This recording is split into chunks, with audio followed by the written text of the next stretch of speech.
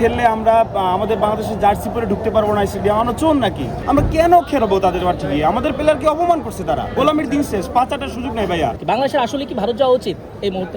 কখনোই না, নিঃসন্দেহে এটা কোনো ডুয়া মানে হচ্ছে যদি কিন্তু নাই। আমরা কেন যাব? আমাদের প্লেয়ারকে মোস্তাফিজকে কিনে সে অপমান করা, এটা তো আমরা কখনো আজকের আইসিসির বিবৃতিটা কি জানেন আপনি? খেলা সারাদিনই ভারতেই নিরাপদ বাংলাদেশ, যেতে হলে ভারতেই যেতে হবে। এটা আমরা মানি না, এটা আমরা কখনোই মানি না।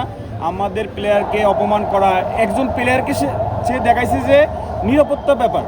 মোস্তাফিজ কি আপনি নিরাপত্তা দিতে পারেন না? আপনি সেখানে পুরো বাংলাদেশকে আপনি সেভাবে পুরো টিমকে কিভাবে নিরাপত্তা দিবেন? এবং হচ্ছে দেখলাম যে আমরা খেললে আমরা আমাদের বাংলাদেশের জার্সি পরে ঢুকতে পারবো না, এসে আমরা চোর নাকি?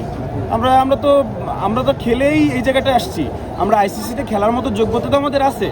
তারা আমাদেরকে অপমান করবে, তারা আমাদের রেস্ট্রিকশন দেবে, ওটাই আমরা কখনোই মেনে নেব না। আমরা অন্য দেশে যেখানে আমাদের প্লেয়াররা সেফ সেখানেই আমরা খেলতে চাই। আইসিসি জানিয়েছে যে এটা বিক্ষিপ্ত ঘটনা, ওটা আইপিএল, বাট এটা মানে বৈশ্বিক আসর, এখানে বাংলাদেশের কোনো নিরাপত্তা সমস্যা নেই। আমরা আসলে আমাদের প্লেয়ারদেরকে সেফ মনে করি না, আমরা আমাদের জায়গা থেকে সেফ মনে করি না। 24 ঘন্টা সময় দিয়েছে কবি ভাই।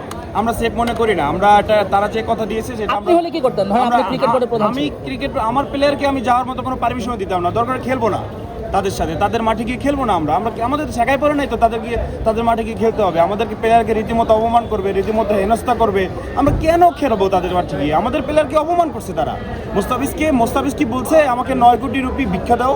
মোস্তাফিজ স্যার নিজের যোগ্যতা বলে ওই জায়গাটা গেছে। তো আপনি নিয়ে এখন খেলবেন না, এখন খেলাবেন না, আপনি রাজনৈতিক ইস্যু টানবেন সেখানে। এখন আমরা পুরো টিম গিয়ে কেন খেলবো? আমি বিসিবির প্রধান বস হলে আমি ডিরেক্ট বলে দিতাম, আইসিসি হোক আর যাই হোক, আমি ওদের থেকে খেলবো না মানে খেলবো না। আমি আমার জায়গায় এটাই বলতাম। আমি একজন গোলামির দিন শেষ, 5-8টার সুযোগ নেই ভাইয়া।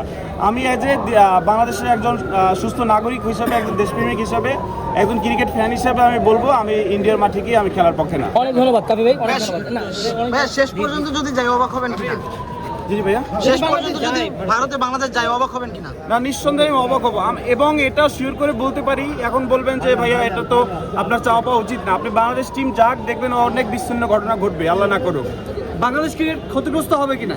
না, নিঃসন্দেহে ক্ষতিগ্রস্ত হবে। তারা অপমান দেখবেন আপনি যদি শেষ পর্যন্ত যায়, আমরা যদি আইনের রুলসে মারপেচে আটকে যাই, যদি যাই বাংলাদেশ ক্রিকেট বোর্ড, আপনি দেখবেন অনেক ধরনের অবিচ্ছিন্ন ঘটনা ঘটছে। আমাদের দেশের প্লেয়ার জার্সি পরে দর্শকরা হচ্ছে স্টেডিয়ামে ঢুকছে, তাদেরকে হেনস্থা করবে।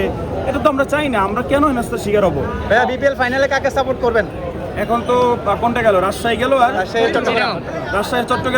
চট্টগ্রাম দূরে সাপোর্ট তো নাই স্যার। এই জন্য হৃদয় ব্যথা যে নিজের বিভাগ নাই, এটা মিস করছি আসলে। আমাদের তো আমরা সবসময় অপেক্ষা করি যে আমাদের বিপিএলটা জমজমাট হবে।